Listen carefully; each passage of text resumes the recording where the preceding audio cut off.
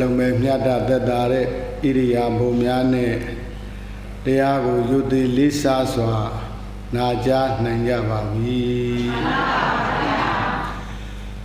ဘုရားရှင်ကိုရောမြတ်ကြီးရဲ့အလိုဆန္ဒတော်သိပြီး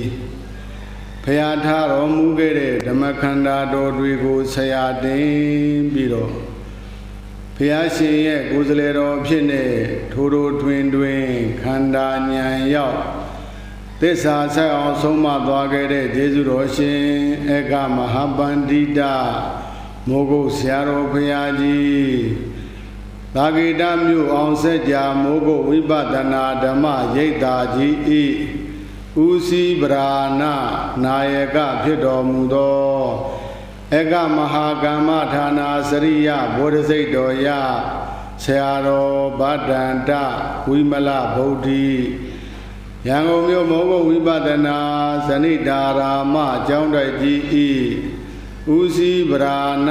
နာယကဖြစ်တော်မူသောဧကမဟာကမ္မဌာနာစရိယဘုဒ္ဓစိတ်တော်ရဆရာတော်ဗဒ္ဒန္တဇဏိတာလင်္ကာရ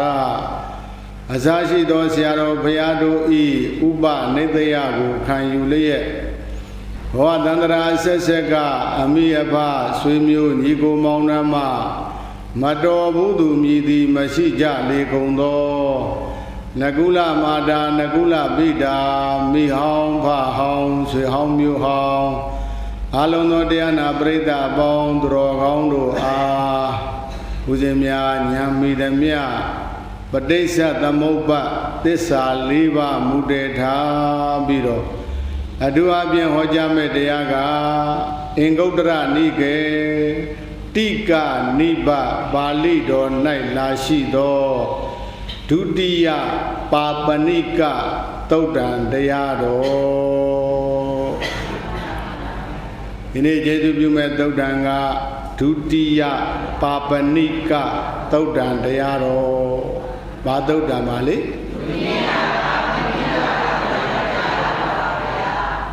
သိနှုတ်မသွက်ခြင်းပါဠိဆိုတော့သိမရင်းနှီးဘူးဖြစ်တယ်ဟုတ်လားဒါလို့ဆိုရင်လည်းမှတ်လို့လွယ်အောင်မြန်မာပြန်ပြီးတော့နာမည်လေးမှတ်တာပေါ့ဘယ်လိုမှမလဲမေးရင်ကြီးပွားချမ်းသာကြောင်းတရားတော်လို့ဒါလို့မှတ်တာပေါ့ဘာတရားတော်လဲဟုတ်တယ်ကြီးပွားချမ်းသာကြောင်းကြီးပွားချမ်းသာကြောင်းဆိုတော့ကြီးပွားချမ်းသာတယ်ဆိုတာဟာလောကီမှာကြီးပွားချမ်းသာတာရှိတယ်လောကုတ္တရာနယ်မှာကြီးပွားချမ်းသာတာရှိဘယ်နယ်မှာကြီးပွားချမ်းသာတာလဲဖရာလို့မေးမယ်ဆိုရင်နှစ်မျိုးစလုံးပဲလောကီရောလောကုတ္တရာရောကြီးပွားချမ်းသာကြောင်းတရားဘုရားရှင်ကိုရောမြတ်ကြီးကသူ့ရဲ့သားတော်သမီးတော်တွေလောကီမှာလည်းကြီးပွားချမ်းသာစေခြင်းနဲ့လောကုတ္တရာနယ်မှာလည်းပဲကြီးပွားချမ်းသာစေခြင်းနဲ့တနည်းပြောရရင်ပစ္စုပန်မှာလည်းကြီးပွားချမ်းသာစေခြင်းပါတယ်နောင်တန္တရာမှာလည်းကြီးပွားချမ်းသာစေခြင်းပါတယ်ဒါကြောင့်ပစ္စုပန်တန္တရာနှစ်ဖြာအကျိုးပွားတိုးစေဖို့အတွက်ဒီဒေသနာတော်အတိုင်းကျင့်မယ်ဆိုရင်ယောဂီတို့ဧကမုချကြီးပွားချမ်းသာရလောကီနည်းနဲ့ကြိုးစားရင်လောကီမှာကြီးပွားချမ်းသာမယ်လောကုတ္တရာနည်းနဲ့ကြိုးစားရင်လောကုတ္တရာနယ်ပယ်မှာကြီးပွားချမ်းသာမယ်အဲကြောင့်ဒီတရားဟာကြီးပွားချမ်းသာကြောင်းတရားတော်လို့ဒီလိုနာမည်ပေးပါတယ်ဒီတော့ဘုရားကိုယ်တော်မြတ်ကြီးဤတရားတော်ကိုဘယ်ကဲ့သို့စတင်ပြီးတော့ဟောကြားတော်မူပါသလဲဆိုတော့ဒီနိမာနိဘိက္ခဝေတိဟိဘိက္ခဝေအင်္ဂေဟိသမနာကတောပါပဏိကောနစိရသေဝမဟတံဝေပုံလတ္တံပါပုနာတိဘောဂေတုဘေကဝေယံတော်မြတ်ဝချေတာတို့တိဟိသုံးပါးကုန်သောအင်္ဂေဟိအကြောင်းအင်္ဂါတို့နှင့်သမနာကတောပြည့်စုံသောပါပဏိကောအိမ်စည်းသည်သည်နစိရသေဝမကြာမြင့်မိစွာသာလျင်ဘောဂေတုစီးဝဥစ္စာတို့၌ဘောဂေတုစီးစိန်ဥစ္စာတို့၌မဟတံမြတ်မြတ်သည်ဤအဖြစ်သို့ဝါဝေပုံလတ္တံပြန်ပြောသည်ဖြစ်သောပါပုနာတိရောက်နိုင်၏ ဒီမှာမြတ်စွာဘုရားကဥစွာပထမလောကီကြီးပွားချမ်းသာကြောင်းတရားကိုအရင်ဆုံးဟောကြားပါတယ်။ဘာကြီးပွားချမ်းသာကြောင်းလဲ။ဟေကံဝေယံတို့များဥချင်သာတို့တိဟိသုံးပါးကုန်သောအင်္ဂေဟိအကြောင်းအင်္ဂါတို့နှင့်သမဏဂတုပြည့်စုံသောပါပဏိကောအိမ်ဈေးတဲ့သည်ဈေးတဲ့ဥပမာပေးပြီးတော့မြတ်စွာဘုရားဟောတယ်လေပါပဏိကဆိုတာဈေးတဲ့ဆိုတဲ့အ내ကိုဟောတယ်ပါပဏိကောအိမ်ဈေးတဲ့သည်နစိရသေဝမကြာမြင့်မိစွာသာလျင်ဘောဂေသူစည်းစိမ်ဥစ္စာတို့၌မဟာတံမြတ်မြတ်သည်ဤအဖြစ်သို့ဝေပုံလတ္တံပြန်ပြောသည်ဤအဖြစ်သို့ပါပုနာတိရောက်နိုင်၏ခြေသားခြေသမီးတို့အကြောင်းအင်္ဂါ၃ပါးနဲ့ညီညွတ်ပြည့်စုံတဲ့ဈေးတဲ့တယောက်ဟာမကြာမြင့်မီစီးပွားဥစ္စာယရနာသည်ကြီးပွားချမ်းသာခြင်းသို့ရောက်လိမ့်မယ်တဲ့ဈေးတဲ့ပြည့်စုံရမယ့်အကြောင်းအင်္ဂါဘယ်နှပါလဲ၃ပါးအဲ့ဒီ၃ပါးနဲ့ပြည့်စုံရင်ဒီဈေးတယ်မကြာမြင့်မီအများဆုံးနေတိုးပွားပြီးတော့ကြီးပွားချမ်းသာခြင်းသို့ရောက်မှာဒါဈေးတယ်တယောက်ကိုဥပမာပေးပြီးတော့ဟောတာနော်ကတမေဟိတိဟိအဘေ၃ပါးတို့နိဟုမူကားဣရဘေကဝေပပဏိကောသက္ခုမာစဟောတိဝိဒုရောစနိတယတံပန္နောစဘေကဝေယံတို့များဥចេတတို့ဣဒာဤလောက၌ပါပဏိကောအိမ်ဈေးတဲ့သည်သက္ခုမာစမျက်စိအမြင်ရှိသည်လေဟောတိဖြစ်ရမယ်ဈေးတဲ့နံပါတ်1အင်္ဂါကမျက်စိအမြင်ရှိရမယ်တဲ့နံပါတ်1အင်္ဂါပါပါလေနောက်နံပါတ်2ကဝိဒုရောစထားကြွလုံးလာဝိရိယရှိသည်လေဟောတိဖြစ်ရမယ်နံပါတ်2ကထားကြွလုံးလာဝိရိယရှိရမယ်ဘာရှိရမလဲနောက်တကနံပါတ်3ကနိတ္တယတံပန္နောစအမိနှင့်ပြည့်စုံသည်လေဟောတိဖြစ်ရမယ်နံပါတ်3ကအမိနဲ့ပြည့်စုံရမယ်နံပါတ်3ကအမိနဲ့ပြည့်စုံပါဗျာအဲ့ဒီဈေးတဲ့တယောက်ပြည့်စုံရမယ်အင်္ဂါရဘယ်နှပါပါလဲ3ပါပါဗျာနံပါတ်1ကဘာရှိရမှာပါလဲမျက်စိအမြင်ရှိရမယ်နံပါတ်1ဘာအမြင်ရှိရမလဲနံပါတ်2ကထကြွလုံးလာဝိရိယရှိရနံပါတ်2ကနံပါတ်3ကအမိနဲ့ပြည့်စုံရမယ်နံပါတ်3ကအမိနဲ့ပြည့်စုံပါဗျာဘေကဝေယဟန်တို့များဥចេတတို့ဣဒဤလောက၌ပါပဏိကောဈေးတဲ့သည်သက္ကုမာစမျက်စိအမြင်ရှိသည်လေဟောတိဖြစ်ရမယ်ဝိဒုရောစထွားကြွားလုံးလာဝိရိယရှိသည်လေဟောတိဖြစ်ရမယ်နိတ္တယတံပန္နောစအမိနှင့်ပြည့်စုံသည်လေဟောတိဖြစ်ရမယ်ဒါကောင်းစဉ်တင်လိုက်တာဒီကောင်းစဉ်လေးကိုတပါးစီအကျေအားဖြင့်မြတ်စွာဘုရားချက်ပြီးဟောကြားသွားမယ်အဲ့ဒီအကျဉ်းကောင်းစဉ်လေးကိုတော့မမိအောင်မှတ်ထားပါနော်ဒီအင်္ဂါ3ရက်နဲ့ပြည့်စုံအောင်ကြိုးစားတဲ့ဈေးတဲ့တယောက်ဟာလည်းပဲမကြာမြင့်မီကြီးပွားတိုးတက်ချမ်းသာခြင်းတို့ရောက်ပါတဲ့ဒီတော့နံပါတ်1ကတိစဘေကဝေပပဏိကောသက္ခုမာဟောတိဘုရားကိုယ်တော်တိုင်မေးပြီးတော့ကိုယ်တော်တိုင်ဖြေမှာပဲဘေကဝေယံတို့များဥចេတတို့ကတိစအဘဲ့သို့လျံပပဏိကောဈေးတဲ့သည်သက္ခုမာမျက်စိအမြင်ရှိသည်ဟောတိဖြစ်သည်နိခြေသားခြေသမီးတို့ဈေးတဲ့တယောက်မျက်စိအမြင်ရှိတယ်ဆိုတာဘယ်လိုလဲဘုရားကိုယ်တော်တိုင်ဖြေတော်မူလိုက်ပါတယ်ဣဒဘေကဝေပပဏိကောပဏိယံဇာနာတိဘေကဝေယံတို့များဥចេတတို့ဣဒဤလောက၌ပပဏိကောဈေးတဲ့သည်ပဏိယံကုံပစ္စည်းကိုဇာနာတိသိရမယ်ဈေးရောက်တဲ့ဈေးတဲ့တယောက်ဟာနံပါတ်1ကိုရောက်တဲ့ကုံပစ္စည်းအကြောင်းကိုကောင်းကောင်းသိမှဖြစ်မယ်ဟုတ်ရဲ့လား ရွှေရောင်းတဲ့ပုဂ္ဂိုလ်တယောက်ရွှေချောင်းတော့ကောင်းကောင်းသိထားဖို့မလုံလားလို့ရွှေချောင်းမှမသိဘဲနဲ့ရွှေရောင်းလို့ကတော့ဒကာကြီးတွေဒကာမကြီးတွေစဉ်းစားတာကြည့်တော့မြတ်နိုင်ပါမလားမမြတ်နိုင်ဘူးကြောက်ရောင်းတဲ့ပုဂ္ဂိုလ်ဟာလည်းကြောက်ကြောင်းမသိရဘူးလားသိရသိရမှာပေါ့ဗျာဟိုအဝိဇ္ဇာရောင်းတဲ့ပုဂ္ဂိုလ်ကလည်းအထယ်လေးရောင်းတဲ့ပုဂ္ဂိုလ်ကလည်းအထယ်လေးကြောင်းတော့သူကောင်းကောင်းမသိရဘူးလားနောက်ဆုံးဘုံဘုံပြောမယ်ဟင်းရွက်ကစုံရောင်းတဲ့ပုဂ္ဂိုလ်တော်မှပဲဟင်းရွက်ကစုံအကြောင်းတော့ကောင်းကောင်းကြီးသိထားရမယ်တဲ့မိမိရောင်းတဲ့ကုန်ပစ္စည်းရဲ့အကြောင်းကိုမိမိကောင်းကောင်းကြီးသိနာလဲထားရမယ်ဒီကုန်ပစ္စည်းအပြင်အတုလားအစစ်လားအကောင်းလားအဆိုးလားအညံ့လားအလတ်စားလားအစားရှိသည်ဖြင့်ဤမျိုးစုံနဲ့ရှုတော်အမျိုးမျိုးကကြည့်ပြီးတော့ဝေဖန်တတ်ရမယ်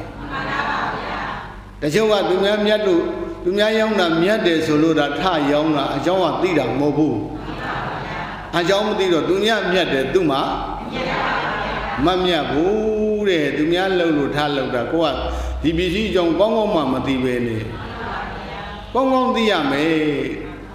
နောက်ပြီးတော့ဒေတာတဲ့ဒီအရဒေတာကထွက်တဲ့ကုန်ပစ္စည်းကိုဟိုးဒီလိုပစ္စည်းမျိုးမထွက်တဲ့အရဒေတာသွားပြီးတော့ရောင်းလိုက်ရင်ငါဘလောက်အမြတ်ဆုံးရှိမယ်ဆိုတဲ့သဘောတရားကိုလည်းပဲသိရဟိုတရုတ်ပြည်လိုနေရာမျိုးအပ်သွားရောင်းရင်ခက်တာပေါ့ကာလဒေတာမသိတော့ဟိုမှာစက်မှုတိုးတက်နေတဲ့နိုင်ငံကြီးဘာမဟုတ်တဲ့အခလေးသွားရောင်းလို့အမြတ်ဆုံးရပါမလားဒေတာအကြောင်းလည်းသိရမယ်တဲ့ဒီရဒေတာမှာပါရီထွက်တယ်ထွက်တဲ့အရာဒေတာကပစ္စည်းတွေယူပြီးတော့ဟိုမထွက်တဲ့အရာဒေတာကိုသွားပြီးတော့ရောင်းမယ်ချမယ်ဆိုရင်အမျက်ဆုံးနေမရဘူးလားရမှာနောက်ပြီးတော့ကာလတဲ့ဒီကုန်ပစ္စည်းကိုဒီချိန်ဒီကာလတူလောင်ထားလိုက်မယ်ဆိုရင်ဖြင့်ဟိုချိန်ဟိုကာလရောင်းလိုက်ရင်ငါအတွက်အမျက်ဆုံးနေဘယ်လောက်ရမလဲဆိုတာအဲ့ဒါလိုကာလကိုလည်းသိရမယ်တဲ့ဟုတ်ပြီလားကာလကိုလည်းမလုပ်ရမလဲအဲ့ဒါလို့သိတဲ့ဈေးတွေဟာဒါအမြင်ရှိတဲ့မျက်စိအမြင်ရှိတဲ့ဈေးတွေတဲ့အာမြင်ရှိတဲ့ဈေးတွေလေဧဝံခောဘိကဝေပပဏိကောသက္ခုမာဟောတိဘိကဝေယံတော်များဝချေတာရောဣဒာဤဧဝံခောဤသို့လျံပပဏိကောဈေးတွေသည်သက္ခုမာမျက်စိအမြင်ရှိသည်ဟောတိဖြစ်ပါ၏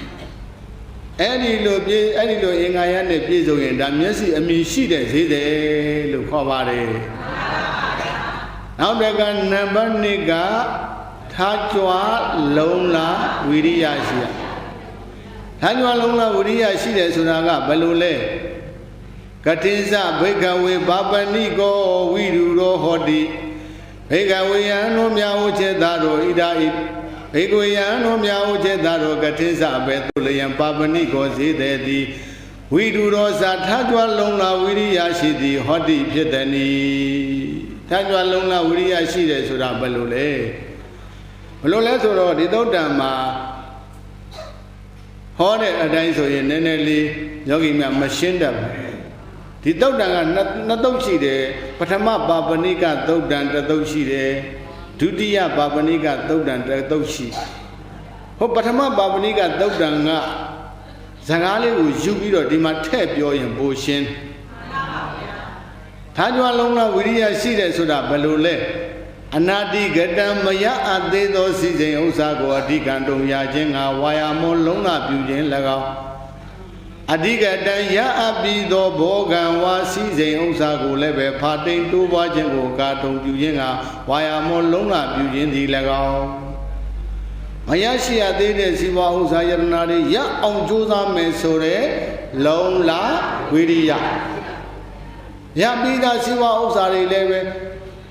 အဲ့ဒါအရင်နေထားပြီးတော့တိုးဝအောင်ကြိုးစားမယ်ဟဲ့ဆိုတဲ့လုံးလာဝိရိယတဲ့အဲ့ဒီလုံးလာဝိရိယရှိရမယ်နော်လုပ်ငန်းတစ်ခုလုပ်တဲ့နေရာမှာဒကာကြီးတွေဒကာမကြီးတွေဝိရိယမရှိလို့တော့ဘာမှအောင်မြင်မှုရမှာမဟုတ်ဘူးဟုတ်ရဲ့လားဝိရိယသိအရေးကြီးတယ်တဲ့အမှုဟူသည်မြကြံကားမြဖြင့်မုတ်ချမပြီးလုံးလာတိမပြီးစီရ၏ ဟုတ်စွာဆိုချက်အိပ်ဆက်နေခြင်းချင်းသေးပြင်းဤခံတွင်တို့လျင်သမင်တော်သာဘယ်မှာသွားအံနိတိဆရာတွေဆိုတယ်အမှုကိစ္စဟူသည်မြစိတ်ထဲကကြံစည်နေုံနဲ့ဘယ်အမှုကိစ္စမှပြီးမြောက်ခြင်းတို့မရောက်နိုင်ပါဘူးတဲ့စိတ်ကူးလေးနဲ့ဗာလေးလုပ်ရင်ကောင်းမလားဗာလေးလုပ်ရင်ကောင်းမလားစိတ်ကူးလေးနဲ့စိတ်ကူးနေုံနဲ့တော့ဘာမှပြီးလာမှာမဟုတ်ဘူးပြီးပါမလားပြီးပါဘူးမပြီးဘူးတခါကြီးတွေတခါမကြီးတွေဒါအမှုဟူသည်မြကြံငါမြဖြင့်မုတ်ချမပြီးလုံးလသီးမှပြီးစီရ၏စိတ်ထဲကကြံတဲ့အတိုင်းလက်တွေအကောင်းတယ်ပို့ပြီးတော့အာထုတ်မှပြီးမြောက်ခြင်းတို့ရောက်တယ်ဥပမာအားဖြင့်တော့3000ပိုင်တတဲ့ကေတရာသာရှင်သေမင်းကြီးငါခံတွင်းနဲ့သားကောင်လားဝင်မှငါစားပါတော့မယ်ဆိုပြီးတော့ခံတွင်းကြီးပြဲပြီးတော့စောင့်နေတော့စားရပါမလားမစားရပါဘူးတဲ့ဒါကြောင့်မလို့ဟုတ်စွာဆိုချက်အိပ်ဆက်နေခြင်းချင်းသေးပြင်းဤခံတွင်တို့လျင်သမင်တော်သာဘယ်မှာသွားအံတဲ့တို့တူပဲတကကြီးတေတကမာကြီးတဲ့အမှုကိစ္စဟူသည်များစိတ်ထဲကကြံစည်နေုံနဲ့ဘယ်အမှုကိစ္စမှပြီးမြောက်ခြင်းတို့မရောက်ပါဘူးတဲ့ဝိရိယတရားအရင်ကထားကျိုးစားမှအောင်မြင်ခြင်းပြီးမြောက်ခြင်းတို့မရောက်ဘူးလားရောက်မှာဝိရိယဝတ္တောကိဏ္ဏမကမ္မနာသိဇတိအလုတ်ဟူသည်မြမရှောင်ဥဒ္ဒဟဆောင်းလျင်မုတ်ချအောင်ရမည်ဟုတ်ရဲ့လားဥဒ္ဒဟမဆောင်းလို့ကတော့မုတ်ချမအောင်နိုင်ဘူးတဲ့တန်ကောင်းသည့်ဓာဖြစ်တုံများလေကြောက်သားထက်တွင်မပြုပြင်ကတံပင်ကောင်းတဲ့ဓာမထက်နိုင်ကံစွမ်းကံစဉာဏ်စွမ်းဉာဏ်စရှိတုံကလည်းလုံးလာနတ္ထိဇွဲမရှိသောလိုရာခရီးအချီးနှီးသည်လုပ်ငန်းတစ်ခုဆောင်ရွက်တဲ့နေရာမှာကံရယ်ဉာဏ်ရယ်ဝိရိယဒီသုံးပါးစုံရတယ်ကံဆိုတာကတခြားလားအလုတ်လားအလုတ်လဲလုတ်ဟုတ်တယ်မဟုတ်လားလုတ်ပြန်တော့လည်းပဲရောရဲရဲလုံနေလို့မရဘူးတဲ့ထကြွလုံးလားဝိရိယနဲ့ကြိုးစားပန်းစားလောက်ရမယ်ကြိုးစားပန်းစားလုတ်ပြန်တော့လည်းပဲရမ်းလုံလို့မရဘူးတဲ့ဝိသရဏစိစစ်တတ်တဲ့ဉာဏ်လေးဒီလုံလို့ရှိရင်ငါအတွက်အကျိုးအမြတ်ဘယ်လောက်ရမလဲဆိုတာစိစစ်တဲ့ဉာဏ်လေးနဲ့လုံရတယ်အရာရလေအရာရမှာတချို့ကဉာဏ်မပါဘူးဉာဏ်မပါဘူးလုံရဲဆိုတော့လုံတာပဲနောက်တော့မှလုပ်ငန်းစဉ်ကလွဲနေတယ်မှားနေတယ်အဲ့ဒီကြတော့အရှုံးတွေပေါ်ပြီဟုတ်တယ်မဟုတ်လားလောကီမှာပဲဖြစ်ဖြစ်လောကုတ္တရာမှာပဲဖြစ်ဖြစ်လုပ်ငန်းတစ်ခုအောင်မြင်မှုအထွတ်အထိပ်ရောက်ဖို့အတွက်ကံရယ်ဉာဏ်ရယ်ဝိရိယပြောပါအောင်ပါလေကံရယ်ဉာဏ်ရယ်ဝိရိယအဲ့ဒီသုံးပါးအမြဲတမ်းလိုပါတယ်တဲ့ဒီတော့ကံနေဘလောက်ကောင်းကောင်းဉာဏ်နေဘလောက်ကောင်းကောင်းဝိရိယဓာတ်ကတ်မပေးရင်အဲ့ဒီကံအဲ့ဒီဉာဏ်ဒီအညွန့်တုံးတယ်ဘာမှအညွန့်တက်မလားပါလာတဲ့ကံလေးအညွန့်တုံးသွားတာဟုတ်လားပါလာတဲ့ဉာဏ်လေးလေအညွန့်တုံးသွားတာပဲတဲ့အတိတ်ကကံလေးပါခဲ့လို့အထိုက်လျောက်ဒကာကြီးတွေဒကမာကြီးတွေလူတန်းစီနေနိုင်စားနိုင်ဟုတ်လားကဝိရိယကမပါတော့ဒါလေးစားနေတာရတာလေးရှိတာလေးထိုင်စားတာနဲ့ကုံသွားတော့နောက်ဘာမှအသစ်တိုးမလားအဲကြောင့်ဝိသခာကျောင်းမကြီးကိုမြတ်စွာဘုရားကခြေသမီးဝိသခာသင်အဟောင်းသားမဖြစ်စေနဲ့နော်တဲ့အဟောင်းသားဆိုတာအတိတ်ကပါရာလေးတင်စားပြတာပစ္စုပန်အတိုးရင်ဘွားမချဘူးပေါ့ဟုတ်တယ်မဟုတ်လားအဲ့တော့ဒကာကြီးတွေဒကမာကြီးတွေကံရဉာဏ်ရဝိရိယရသုံးပါးစုံမှအဲ့ဒီထဲမှာဥပဒေထင်တာပြောရမယ်ဆိုရင်ဝိရိယကပို၍အရေးကြီးတယ်ဟုတ်ရဲ့လားကံမကောင်းဉာဏ်မကောင်းပြီမဲ့လို့ဝိရိယတရားအရင်ထားကြိုးစားရင်ဝိရိယအကျိုးလေးတော့ခံစားရပါသေးတယ်တဲ့ဒါကြောင့်မလို့ဝိရိယဟာအမတန်မှအရေးကြီးပါတယ်ယောဇဝတ္တတတံဇီဝေကုတိတောဟိနဝိရိယောဧကဟံဇီဝိတံသေယောဝိရိယမာရံပဒေါတံလံယောဇခြင်းပုဂ္ဂိုလ်ဒီကကုတိတော်ပြင်းရည်ညီငွေလာသည်ဖြစ်၍ ဟိနဝိရိယောလုံလဝိရိယတွေကိုလျှော့ချထားသည်ဖြစ်၍ဝတ္တတတနှစ်ပေါင်း100ကာလကြာအောင်ဇီဝေယအကယ်၍အသက်ရှင်ပြီးတော့နေရစေကမူတတော်ထိုလုံလဝိရိယကင်းလူပြင်းတတရာနေရခြင်းထက်ဝိရိယံတမ္မပဒံလုံလဝိရိယကိုဓာလံမြဲမြန်ပြင်းထန်အာရဘတောအာရဗံတတကျင့်ကြံကြိုးပုတ်ပွားများအာထုသောပုဂ္ဂိုလ်ဤဧကဟံတဏိတယဓမ္မနဲ့များဇီဝိတံအသက်ရှင်၍နေရခြင်းကသာလျင်သေရောသာလွန်မြင့်မြတ်လာပါဝေတော့ဤဣတိဤသို့ဘဂဝါဘုံတော်6ဆုံ9ပါးကုန်နှင့်ပြည့်စုံပေတတ်ဘုရားရှင်ကိုယ်တော်မြတ်ကြီးသည်အဝေါစာတိစေကျင့်စေယနေ့ဖြင့်ကောင်းစွာမသွေဟောမိန်တော်မူခဲ့ပါပေတည်း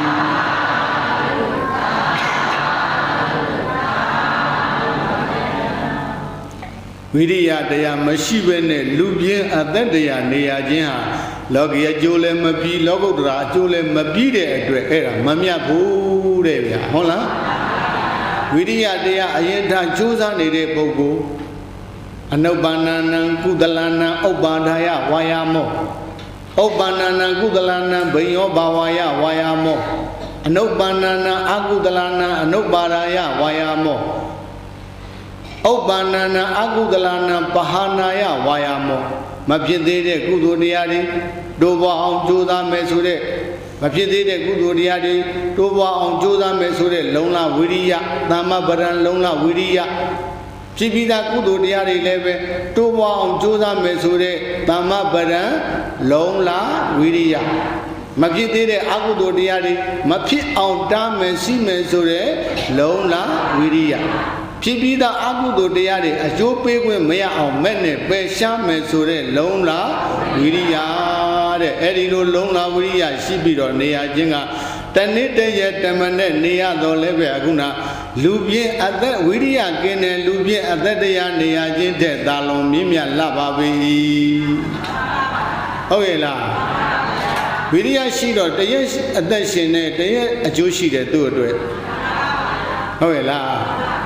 တန်ကောင်းတိတာဖြစ်တုံညာလေကြောက်သားထက်တွင်မပြုတ်ပြင်ကတန်ပင်ကောင်းလျက်ဓာမထက်နိုင်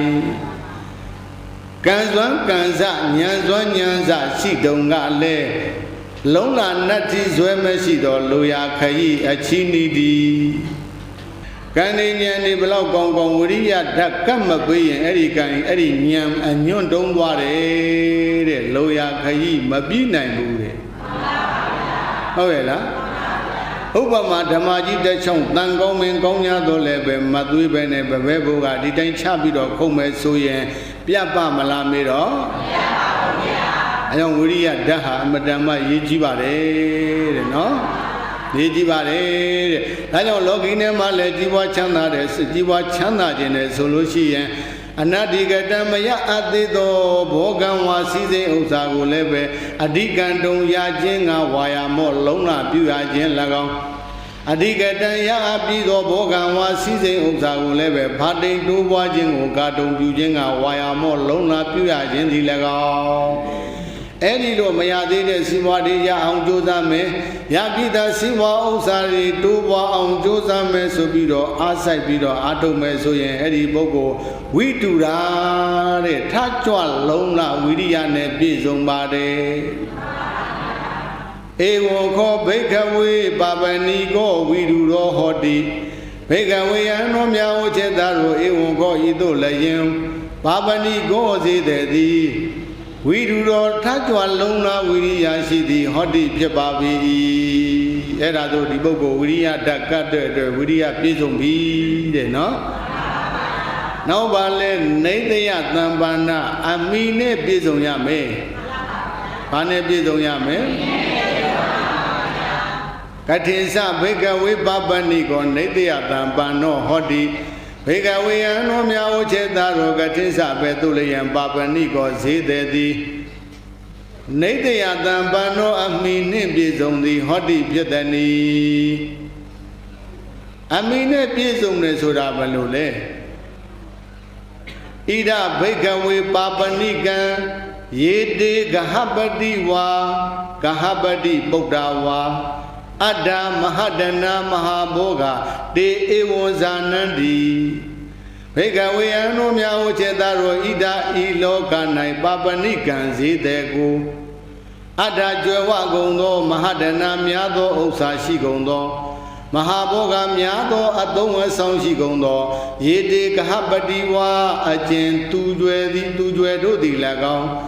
Ye de Gahabadi Buddha wa ajen tujwe I taro di lagao tanti shi go I Tedo tujwe I taro di Ewo ido zanandi tija lego I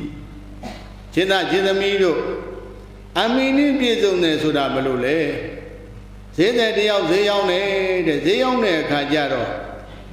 Pisi ouza yarnari myazwa jwewa chana piezo ne Tateji dwega Tateji dwe taruga Tate taruga Tugo tija re minya re tuja Melo tija tuja minya re Oh di bogo ha Longan lote ne ya ma myesi amin che re Myesi Amin che reနောက်ပြီးတော့ထားကြွလုံးလာဝိရိယလည်းရှိတယ်တဲ့အိမ်မှာရှိတဲ့သာသမီစားရှိတဲ့သာမယာစားရှိတဲ့ပုဂ္ဂိုလ်တွေကိုလည်းကောင်းမွန်စွာလှုပ်ကြွေးတယ်သစ္စာလည်းရှိတယ်ဂတိလည်းတည်တယ်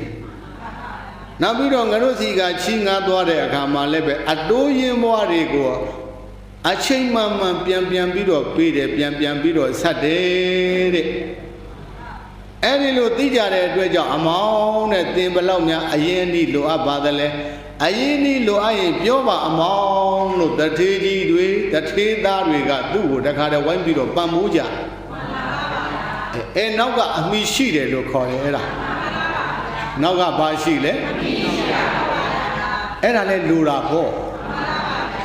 ကုန်ပစ္စည်းတွေဟိုမှာဈေးကျနေတယ်ဒီချိန်တော့ဝဲလောင်ထားလိုက်ရရင်ဟိုချိန်တော့ကြာရင်ထုတ်လိုက်ရင်ဘလောက်မြတ်မယ်ဆိုတာသိနေတယ်မျက်စိအမြင်ရှိတယ်ဝိရိယဓာတ်ကပ်ပြီးလုံနေတဲ့စွမ်းရည်တတ္တိသူ့မှာ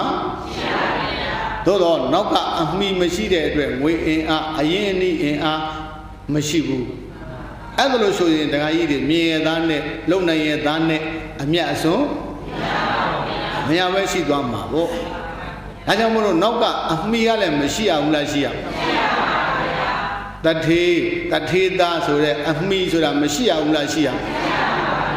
ကိုကလည်းပဲယုတ်သားမှုကြိုးစားမှုမရှိအောင်လားရှိရနောက်ကကြီးတဲ့ယုတ်သားမှုကြိုးစားမှုကလည်းပဲယုံကြည်ခြင်းကိုခံရတာပဲဟုတ်ရဲ့လားယုတ်သားမှုကြိုးစားမှုမှမရှိတဲ့လူပြင်းသွားချီးလို့ငားလို့ရတော့ဗျာအရင်မှပြုတ်တော့မှာပေါ့ဟုတ်ပြီလားဒီပုဂ္ဂိုလ်ကမျက်စိအမြင်လည်းရှိတယ်ကြိုးစားထကြွလုံးလာဝိရိယလည်းရှိတယ်သားမယားတွေကိုလည်းကောင်းမွန်စွာပြုစုဆောင်ရှောက်လုပ်ကျွေးတယ်နောက်ပြီးတော့ငါတို့စီကချီးငှားသွားတဲ့အခါမှာလည်းအတိုးရင်ဘွားတွေကိုအချိန်မှန်ပန်းပြန်ပြီးတော့ဆက်တယ်ပေးတယ်ဒါကြောင့်ဒီလိုပုဂ္ဂိုလ်မျိုးပေးရင်ဖြင့်တို့ဘာမှရင်လေးစရာမရှိဘူးစိတ်လေးစရာမရှိဘူးစိတ်အေးရတယ်ကဲအမောင်ဘလောက်ယူမလဲပြောနောက်ကတထေးအင်အားကပံ့ပိုးတယ်လေအမိမကောင်းလားကောင်းလားကောင်းတယ်တဲ့အဲ့ဒီလိုကိုကလည်းရိုးသားမှုကြိုးစားမှုရှိလို့တထေးအနောက်ကအထောက်ပံ့ရတာနော်အဲ့ဒီလိုကြိုးစားရိုးသားလို့အထောက်အကူတွေပြည့်စုံတဲ့ပုဂ္ဂိုလ်ဆိုလို့ရှိရင်ထားကြအမိနဲ့ပြည့်စုံတဲ့ပုဂ္ဂိုလ်ဖြစ်ပါပြီဧဝံခောမဧဝံခောဘိကဝေပပဏိကောနိတ္တယသံပါနောဟောတိဘေကဝေယံတို့များဥချေသာတို့ဧဝံခောဤတို့လည်းယံပါဝဏိကောဈေးတဲ့သည်နိတ္တယသံပါနောအမိနှင့်ပြည့်စုံသည်ဟောတိပြီအဲဒီလိုအမိနှင့်ပြည့်စုံတယ်ဆိုတော့ကဲအင်္ဂါသုံးပါးမညီသွားဘူးလားညီပါပါဘုရားမျက်စိအမြင်လည်းရှိတယ်ဓာတ်ကြွလုံးကဝိရိယလည်းရှိပါပါဘုရားအမိနဲ့လည်းပြည့်စုံတယ်ဆိုတော့အကြောင်းအင်္ဂါမညီညွတ်ဘူးလားညီပါပါအဲ့ဒီအကြောင်းရင်းကသုံးပါးညီညွတ်စွာတာစူးစမ်းလိုက်စမ်းပါမကြာမြင့်မီပင်လျံချမ်းသာခြင်းကြီးပွားခြင်းတိုးတက်ခြင်းတို့ရောက်ပါလိမ့်မယ်တဲ့ဣမေဟိကောဘေကဝေပပဏိကောဣမေဟိကောဘေကဝေတိဟိအင်္ဂေဟိသမနာကတောပပဏိကောနစိရသေဝမဟတံဝေပုံလတ္တပါပုနာတိဘောဂေတု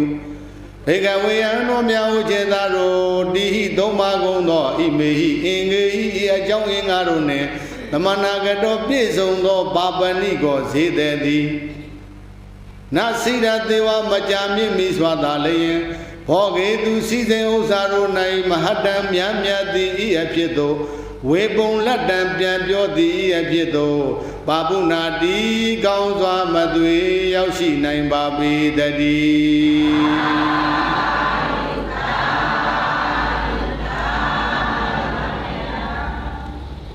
ခြေသာခြေသမီးတို့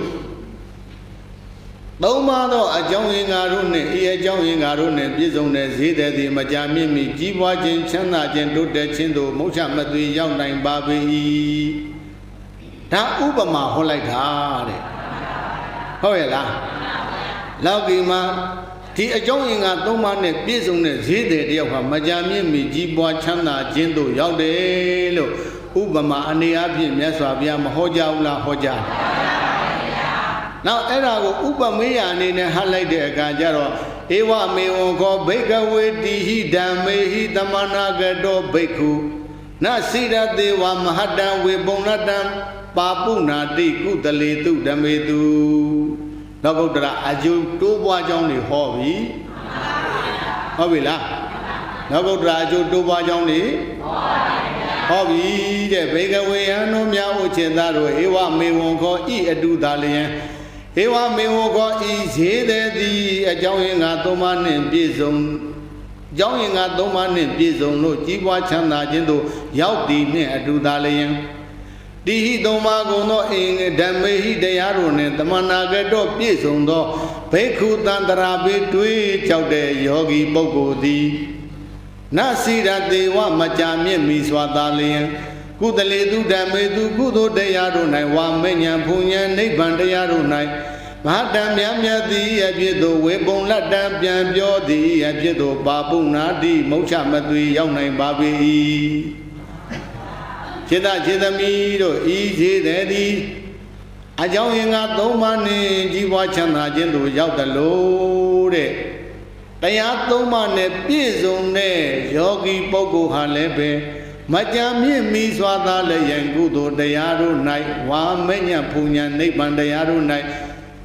မြတ်မြတ်သည်ဖြစ်သို့ပြန်ပြောသည်ဖြစ်သို့တိုးပွားသည်အဖြစ်သို့ရောက်ရှိနိုင်ပါပေသည်ကတမေဟိတိအဘယ်သုံးပါးတို့နိဟုမူကားဣဒဘိက္ခဝေဘိက္ခုသက္ကုမာစာဟောတိဝိတုရောစနိတယသံပန္နောစဘေကဝေယံတော်မြောက်ခြေသာတော်ဣဒဣသာသနာတော်၌ဘိက္ခုတန္တရာပေတွေးကြောက်တဲ့ယောဂီပုဂ္ဂိုလ်သည်သက္ကုမာစာမျက်စိအမြင်ရှိသည်လဲဟောတိဖြစ်ရမယ်လောကုတ္တရာနေမှာကြီးပွားချမ်းသာခြင်းနဲ့ယောဂီတယောက်ဟာလဲနံပါတ်1ဘာအမြင်ရှိရမှာလဲနောက်နံပါတ်2ကဝိရုရောစာထကြွလုံးလာဝိရိယရှိသည်လဲဟောတိဖြစ်ရမယ်နံပါတ်2ကထကြွလုံးလာဝိရိယရှိရမယ်နောက်တကနံပါတ်3ကနေတယသံပန္နောစာအမိနှင့်ပြည့်စုံသည်လဲဟောတိဖြစ်ရမယ်နံပါတ်3ကအကြောင်းအင်္ဂါဘယ်နှပါးပြည့်စုံပါဈေးထဲမှာအကြောင်းအင်္ဂါပြည့်စုံအကြောင်းအင်္ဂါ3ပါးပြည့်စုံရတယ်လို့ယောဂီမှာလည်းပဲအကြောင်းအင်္ဂါ3ပါးနံပါတ်1ကဘာမြင်ရှိရမလဲနံပါတ်2ကဘာနဲ့ပြည့်စုံရမလဲထကြွလုံးလာဝိရိယရှိရမယ်နံပါတ်3ကဘာရှိရမလဲအမိရှိရမယ်တဲ့အဲ့တော့အင်္ဂါ3ပါးတွေကနံပါတ်1အင်္ဂါကထေသဘိကဝေဘိက္ခုသက္ခုမာဟောတိဘေကဝေယံတို့များဥချေသာတို့ကထေသဘေတုလယံဘိက္ခုတန္တရာပိတွေးကြောက်တဲ့ယောဂီပုဂ္ဂိုလ်သည်သက္ခုမာမျက်စိအမြင်ရှိသည်ဟောတိဖြစ်သည်နိသန္တရာပိတွေးကြောက်တဲ့ယောဂီပုဂ္ဂိုလ်တယောက်မျက်စိအမြင်ရှိတယ်ဆိုတာဘယ်လိုလဲဣဒဘိက္ခဝေဘိက္ခုဣဒံဒုက္ခံတိယထာဘုဒ္ဓံပဇာနာတိဣဒဘိက္ခဝေဘိက္ခုဣဒံဒုက္ခံတိယထာဘုဒ္ဓံပဇာနာတိအယံဒုက္ခသမုရယောတိယထာဘုဒ္ဓံပဇာနာတိ အယံဒုက္ခនិရောဓတိယထဗုဒ္ဓံပဇာနာတိအယံဒုက္ခនិရောဓဂာမိနိပฏิပဒါယာတိပဇာနာတိဘေကဝေယံတော်မြတ်ဥចេတတော်ဣဒဣသာသနာတော်၌ဘိက္ခုတန္တရာပေတွေးကြောက်တဲ့ယောဂီပုဂ္ဂိုလ်သည်ဣဒံဤခန္ဓာ၅ပါးတရားသည်ဒုက္ခံဒုက္ခသစ္စာတိဣတိဤသို့ယထာဘူတံဟုတ်တိုင်းမှန်စွာပဇာနာတိဉာဏ်နဲ့သိရမယ်တဲ့။ဒီမှာကျတော့မျက်စိအမြင်ရှိရမယ်ဆိုတာသစ္စာမြင်ရမယ်သစ္စာသိရမယ်ပြောတာ။ဟုတ်ရဲ့လား။သစ္စာမြင်သစ္စာသိရ။ဒုက္ခနာဉာဏ်နဲ့ကြည့်ဒုက္ခသစ္စာကြီးပါလားလို့သိရ။အဲ့ဒါမျက်စိအမြင်ရှိတာဉာဏ်မျက်စိအမြင်ရှိတာလောကီစီးပွားရေးမြင်တာကတော့ကံမျက်စိပေါ့လောကုတ္တရာသစ္စာမြင်တာကတော့ဗါတယ်လေဘေကဝေယံတို့မြတ်ဥចេတတော်ဣဒဣသာသနာတော်၌ဘိက္ခုတန္တရာပိတွေးကြောက်တဲ့ယောဂီပုဂ္ဂိုလ်သည်ဣဒံဤခန္ဓာ၅ပါးယုံနာ၅ပါးဆိုတဲ့တရားသည်ဒုက္ခံဒုက္ခသစ္စာတိဣတိဤသို့ယထာဘူတံဟုတ်တိုင်းမှန်စွာပဇာနာတိဉာဏ်နဲ့သိရမယ်သစ္စာသိရမှာပေါ့ဟောဒီခန္ဓာကြီးသည်တဲ့အိုခြင်းနာခြင်းသိခြင်းမကင်းတဲ့အတွက်ကြောင့်ဖြစ်ချင်းပြချင်းတရားတို့ရဲ့နှိမ့်ဆက်ခြင်းကိုအမြဲတမ်းခံပြီးတော့နေရတဲ့အတွက်ကြောင့်ဒုက္ခသစ္စာကြီးလို့ဉာဏ်နဲ့သိရမယ်ယောဂီတို့ခန္ဓာယောဂီတို့ဉာဏ်နဲ့ကြည့်ပါဘာသစ္စာလို့သိပါလဲဘာသစ္စာလို့သိပါလဲအဲ့ဒီဒုက္ခသစ္စာကြီးကလည်းတရားပြမဘုရားဖန်ဆင်းပေးတာဟုတ်ရဲ့လား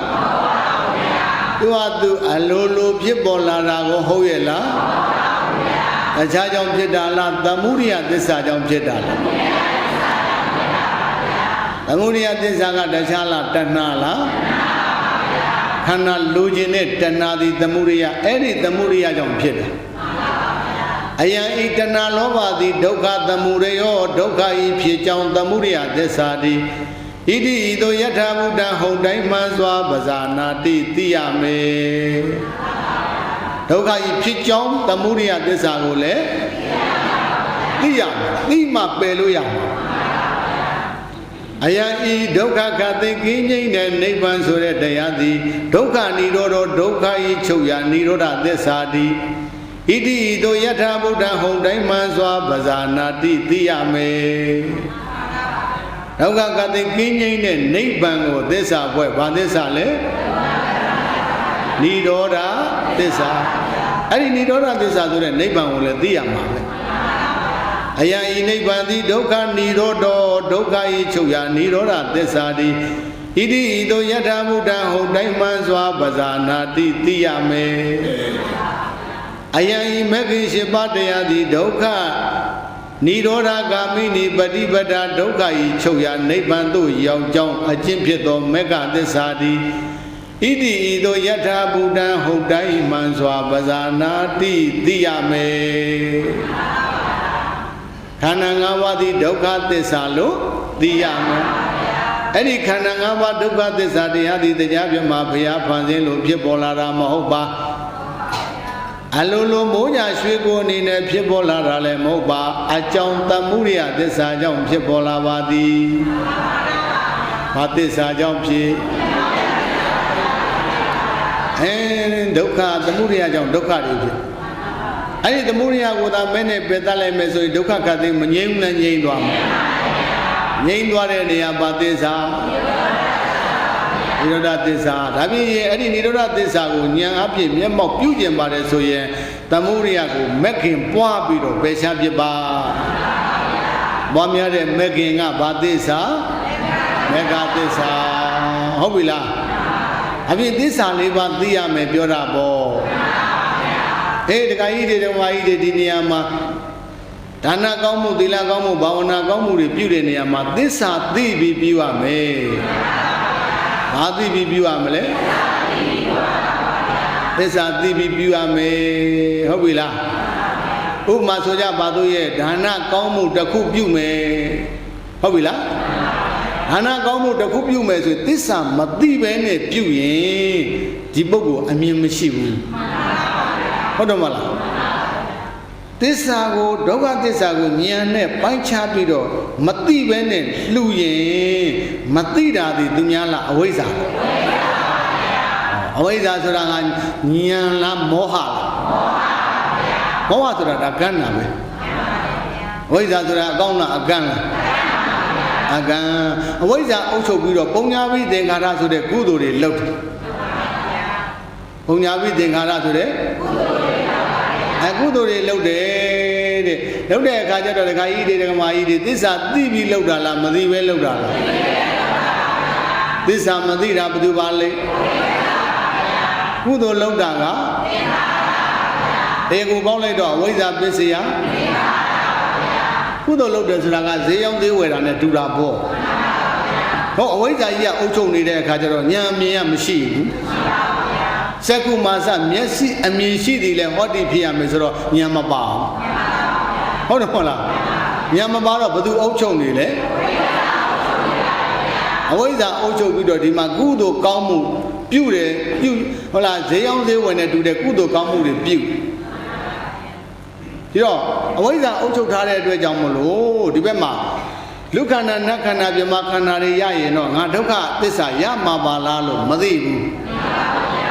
မသိတဲ့အခါကျတော့တဏှာဝင်ပြီးတော့ဤကောင်းမှုကံစေတနာတို့ကြောင့်တပည့်တော်တို့ယနေ့ပြုရတဲ့ကောင်းမှုကံစေတနာတို့ကြောင့်လူချမ်းသာရပါလို့ရှင်ဘုရားဆိုတော့ဒီဘက်မှာခန္ဓာဘယ်နှပါးရဘာသစ္စာပါလဲကဲမြတ်တာလားရှုံးတာလားဈေးမယောင်းတတ်တော့ရှုံးတယ်ဟုတ်တယ်မလားမျက်စိအမြင်မရှိဘဲနဲ့ဈေးရောင်းတော့ဈေးတယ်ဘာဖြစ်တယ်လဲဒီမှာမျက်စိအမြင်မရှိဘဲနဲ့ဒါနကောင်းမှုပြုတော့ဒီပုဂ္ဂိုလ်နိဗ္ဗာန်ရောက်သလားဒုက္ခရောက်သလားအဲ့ဒါရှုံးတာပေါ့ဟုတ်ကဲ့လားအရေးကြီးတယ်နော်ဒကာကြီးတွေဒကာမကြီးတွေဒါသာသနာတော်မြတ်ကြီးနဲ့ကျုံလို့ဒီတရားတွေနားရကြားရအခုဥပဒေဟောနေတာအလွတ်ပြောတာအလွတ်ဟောတာမဟုတ်ဘူးမြတ်စွာဘုရားရွှေနှုတ်တော်အာဂမုတ်မှာထုတ်ပေါ်ဟောကြားတယ်ပါဠိတော်ကြီးတွေရွတ်ပတ်အထောက်ထားခိုင်မာစွာနဲ့ဟောကြားပေးတာလေသစ္စာမသိဘဲနဲ့ဒါနကောင်းမှုသီလကောင်းမှုတွေပြုရင်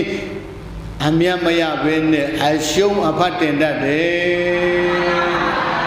အလူမတမမြင့်မြတ်ရှုံးဖတ်တင်သည့်ပွဲဆိုသမောအလူမတမမြင့်မြတ်ရှုံးဖတ်တင်သည့်ပွဲအလူတမမြင့်မြတ်လနိဗ္ဗာန်ရသည့်ပွဲ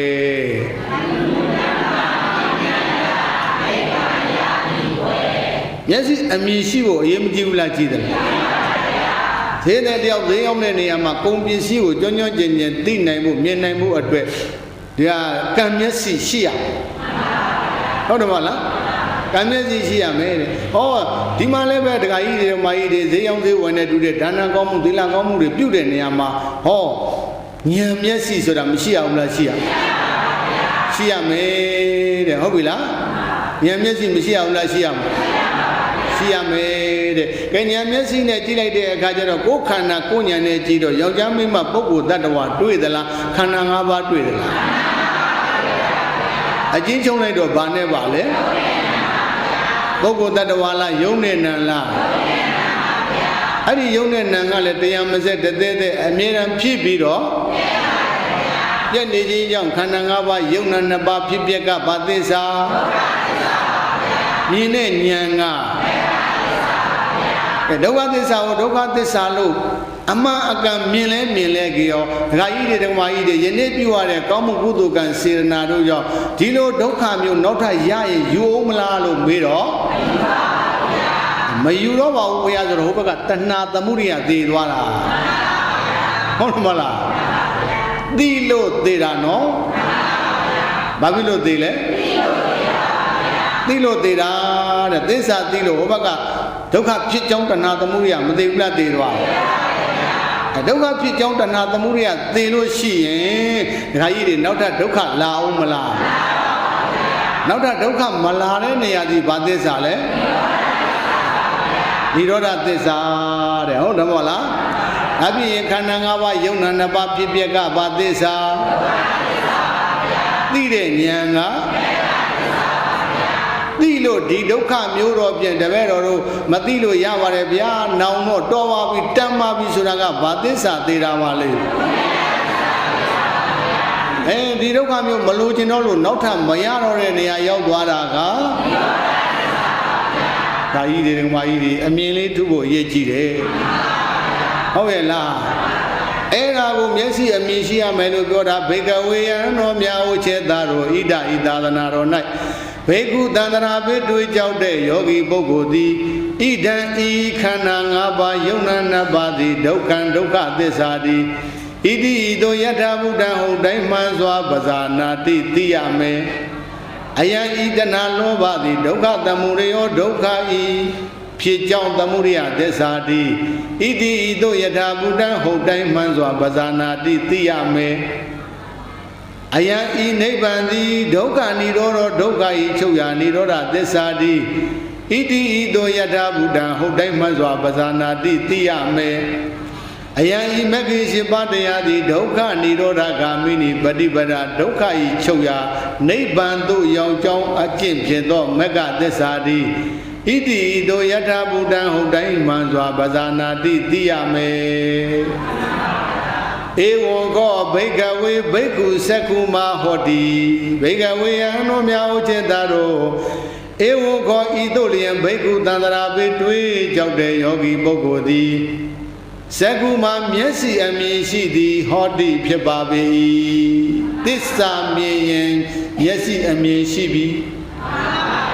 ဟုတ်ပြီလားဟာမြင်ရှိပြီလေမျက်စိအမြင်ရှိပြီ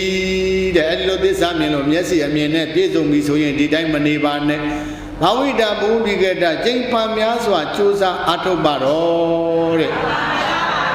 ဒါနတွေလည်းပဲအာရပါယလူကြတန်းညပေးကြကန့်ညပါတော့သီလတွေလည်းပဲဘာဝနာလုပ်တွေလည်းသစ္စာသိပြီးမှအားထုတ်ရမယ်ဟုတ်ရဲ့လားသစ္စာသိပြီးမှအားထုတ်တယ်ဆိုတော့ဝိရိယမပါရဘူးလားပါရမှာလားကတိစဘိကဝေဘိက္ခုဝိဒုရောဟောတိဘိကဝေယံတော်မြာဥจิตတာတို့ကတိစပဲသို့လျံဘိက္ခုတန္တရာပိတွေးကြောက်တဲ့ယောဂီပုဂ္ဂိုလ်သည်ဝိဒုရောထကြွလုံးလာဝိရိယရှိသည်ဟောတိဖြစ်သည်နိဝိရိယရှိရမယ်ထကြွလုံးလာဝိရိယရှိရမယ်ဆိုတာဘယ်လိုလဲဣဒဘိက္ခဝေဘိက္ခုအာရဒဝိရိယောဝိဟရတိအကုသလနံဓမ္မနံပဟာနာယကုသလနံဓမ္မနံဥပသံပရာယဘိက္ခဝေယံတော်မြာဥจิตတာတို့ဣဒဤသာသနာတော်၌ဘိက္ခုတန္တရာပိတွေ့ကြောက်တဲ့ယောဂီပုဂ္ဂိုလ်သည်အကုသလနံဓမ္မနံအကုသိုလ်တရားတို့ကိုပဟာနာယပယ်ခြင်းငါကုသလနံဓမ္မနံကုသိုလ်တရားတို့ကိုဥပသံပရာယပြည့်စုံစေခြင်းက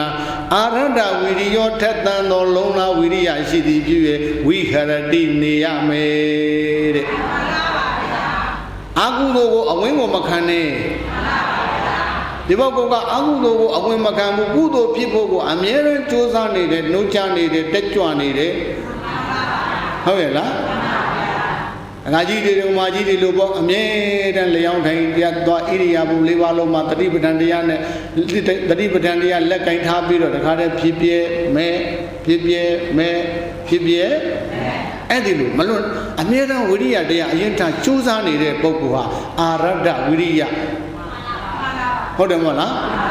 ဝိဒုရဝိရိယထက်ကြွလုံးလာဝိရိယနဲ့ပြည့်စုံတဲ့ပုဂ္ဂိုလ်တဲ့ဟုတ်ပြီလား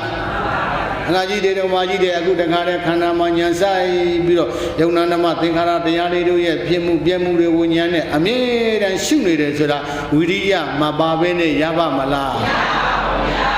ဘယ်ရလိမ့်မှာတော့ဝိရိယအားဆိုင်ဝိရိယနဲရင်တခါတည်းအိတ်ငိုက်သွားမှာဝိရိယရှိလို့ကြွကြွဆဆအထုတ်နေတာပေါ့ဟုတ်ပြီလားဘိက္ခဝေယံတော်မြာဥจิตတာတို့ဣဒဤသာသနာတော်၌ဘိက္ခုတန္တရာပိတွေ့ကြောက်တဲ့ယောဂီပုဂ္ဂိုလ်သည်အကုသလနံဓမ္မနံအကုသိုလ်တရားတို့ကိုပဟာနာယပယ်ခြင်းငါကုသလနံဓမ္မနံကုသိုလ်တရားတို့ကိုဥပသံပရာယပြည့်စုံစေခြင်းငါအာရဒဝိရိယောထက်သန်သောလုံးဝဝိရိယရှိသည်ဖြစ်၍ဝိဟရတိနေ၏တဲ့ ဖြစ်သေးတဲ့ကုသိုလ်တရားတွေဖြစ်အောင်ငါဘယ်လိုကြိုးစားရမလဲ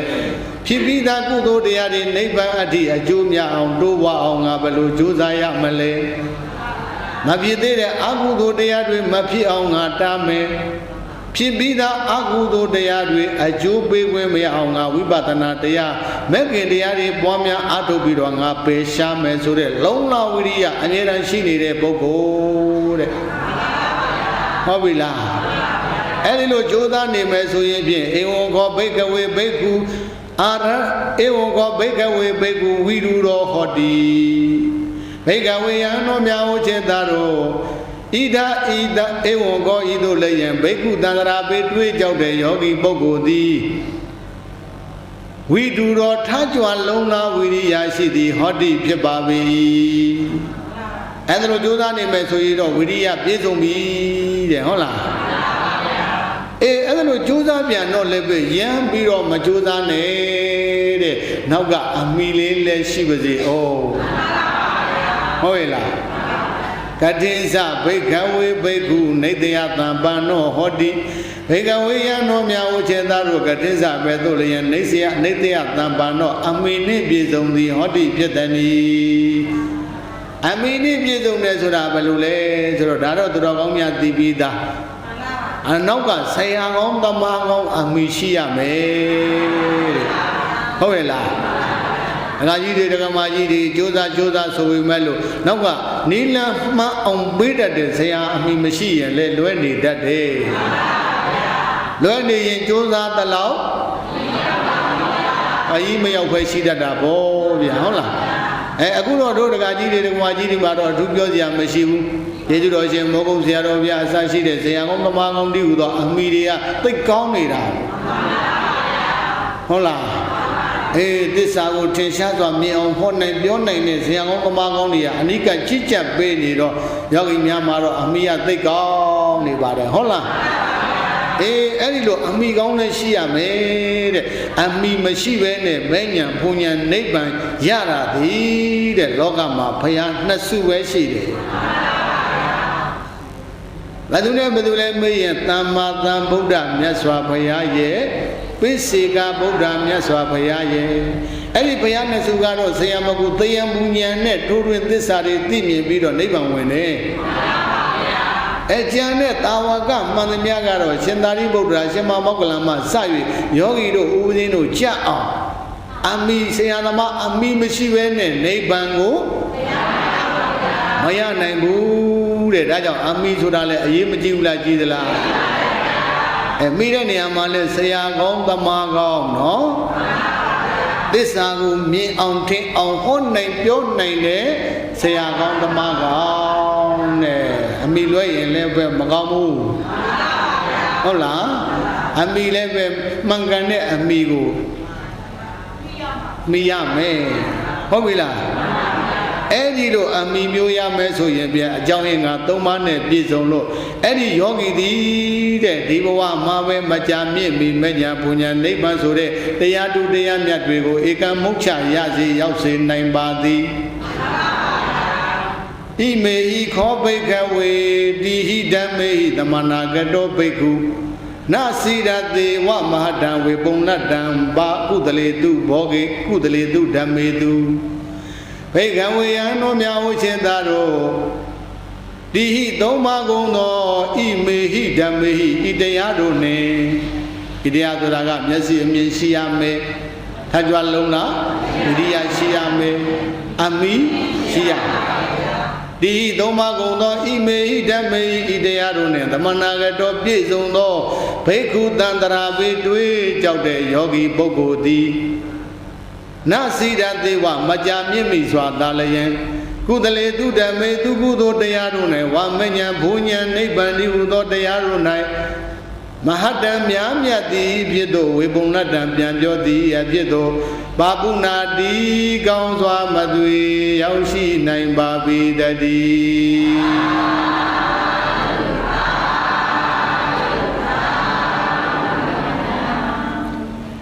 လောကီမှာလည်းပဲအကြောင်းရင်းက၃ပါးနဲ့ညီညွတ်ပြည့်စုံမယ်ဆိုရင်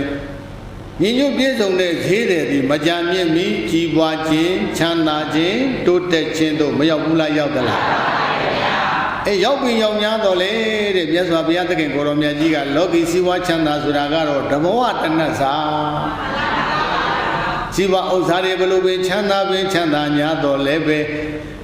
ခန္ဓာကြီးရထားခြင်းကြောင့်အိုနာသေးရမကင်းသေးတော့ဆင်းရဲဒုက္ခမလွတ်သေးဘူးတဲ့ဒါကြောင့်ဆင်းရဲဒုက္ခလွတ်မြောက်ကြစေဖို့အတွက်လောကုတ္တရာချမ်းသာကြီးပွားချမ်းသာကြောင်းတရားကိုလည်းမြတ်စွာဘုရားမဟောကြားဘူးလားဟောကြားပါဗျာလောကုတ္တရာကြီးပွားချမ်းသာကြောင်းတရားကလည်းအကြောင်းရင်းကဘယ်နှပါးဟုတ်ပါဗျာနံပါတ်1ကဘာရှိရမယ်နံပါတ်2ကဘာရှိရမယ်နံပါတ်3ကဘာနဲ့ပြည့်စုံရမယ်အဲ့ဒီအကြောင်းအင်္ဂါ3ပါးနဲ့ရာညီညွတ်ပြည့်စုံမယ်ဆိုရင်ဟောဒီပြစ္ဆုတ်ပံဘဝ၌ပင်လည်းရင်မကြာမြင့်မီမညာပူညာနိဗ္ဗာန်ဆိုတဲ့ကြီးပွားခြင်းချမ်းသာခြင်းတိုးတက်ခြင်းတို့မရောက်ဘူးလားရောက်မှာလားအေးဒါကြောင့်မို့လို့ဒကာကြီးတွေဒကာမကြီးတွေကဒီအကြောင်းအင်္ဂါတွေနဲ့ညီညွတ်အောင်ပြည့်စုံအောင်ပြင်းပြင်းထန်ထန်ကြိုးစားပွားများအထောက်ကြရမယ်စေတဲ့ဒီအကြောင်းအင်္ဂါ3ပါးနဲ့ညီညွတ်ပြည့်စုံလို့လောကီမှာကြီးပွားချမ်းသာခြင်းတို့ရောက်တယ်လို့ဘုရောကောင်းပေါင်းတို့သည်လည်းပဲမညာပူညာနိဗ္ဗာန်ရခြင်းရောက်ခြင်းလို့ရှိရင်မညာပူညာနိဗ္ဗာန်တည်အောင်ကြီးပွားခြင်းနဲ့ချမ်းသာခြင်းနဲ့တိုးတက်ခြင်းနဲ့ဆိုလို့ရှိရင်အခုလောကုတ္တရာကြီးပွားချမ်းသာကြောင်းတရား3ပါးနဲ့မပြည့်စုံပါဘူးလားပြည့်စုံပါမှာလားပြည့်စုံမယ်ဆိုရင်လောကုတ္တရာနယ်မှာလည်းမညာပူညာနိဗ္ဗာန်တည်အောင်ကြီးပွားတိုးတက်ခြင်းတို့မရောက်ဘူးလားရောက်မှာလား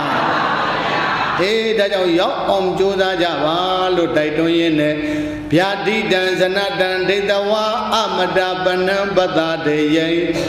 ဗျာတိတံဇနတံဒိဋ္ဌဝါအမတပနံပတတေယံကမ္မေနတံခိနေတဝနာအမတံအာဒိဋ္ဌဘိက္ခဝောဘိက္ခဝောယဟန်တော်များဥခြင်းသာတို့ဗျာတိတံကိလေသာယောဂါတို့ဤနှိမ့်ဆက်ခြင်းကိုအပြင်းထန်ခံနေရသောဇနတံလူအပေါင်းကိုဒိဋ္ဌဝါမြင်တော်မူ၍အမတပနံသာသနာတော်ဒီဟုသောဈေးတော်ယုံကြည်အတွင်းထဲ၌ငါဘုရားဖြန့်ခင်းတော်မူသောနိဗ္ဗာန်ဒီဟုသောဂုဏ်ပစ္စည်းကိုကမ္မေနဒါနသီလဘာဝနာပေါင်းစုမြတ်ကောင်းမှုဒီဟုသောကံဖြင့်ကိနေတဝနာဝယ်ယူကြကုန်ပြီး၍တံအမတံထိုငါထိုသာသနာတော်ဒီဟုသောဈေးတော်ယုံကြည်တဲ့၌နိဗ္ဗာန်ဒီဟုသောဂုဏ်ပစ္စည်းကိုငါဘုရားဖြန့်ခင်းထားသောနိဗ္ဗာန်ဒီဟုသောဂုဏ်ပစ္စည်းကိုကိနေတဝနာကောင်းစွာဝယ်ယူကြကုန်ပြီး၍အာဒေထာအခွင့်သာတောင်းအခါကောင်းသဖြင့်အကြောင်းတိုက်ဆုံးကြိုးစား၍ဝယ်ယူလိုက်ကြကုန်ရသတည်း